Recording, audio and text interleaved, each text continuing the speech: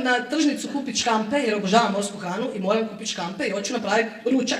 Oni su otišli na plažu i friend sa mnom ide. I sad dolazimo u tržnicu u Zadru i ono, čisto da vam dočaram dramaturgiju situacije, tržnica u Zadru full odzvanja. Znači kad ti dođeš unutra kao dobar dan, to je dobar dan, dobar dan, dobar dan. Otprilike tako, ja sam kao okej, dobar dan, nađem nekog lika koji je onak ogroman, brčine ima, znači kao Jess, mala, dođi, moji škampi su najbolji.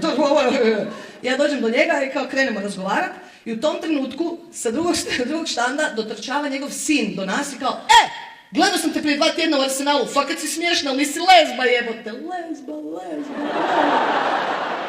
I kao bakica iza mene, Jezus Kristus, od ona je došla, gotovo je, znaš ovo, ja ispred kao, jesam, jel to znači da neću doći škampe ili šta? I on kao, ne, dobro je da su 2 žene, sam da nisu 2 muška. Okej, dobro, ne da mi se uopće objašnjavati. I onda sam kao, pa dobro, ajde reci malo, kao, koliko ćeš škampi? Ja kao, pa dajte mi kilu. Pa koliko vas ima? 3. Pa je bar 1,5 kila kad ste već lezbe, da imate šta za cicat.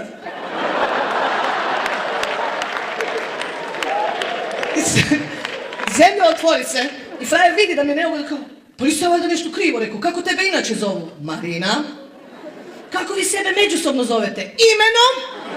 Onak da izmisli se natisnuo kao, di si lezbo, ne ti, what the fuck, ono. I sad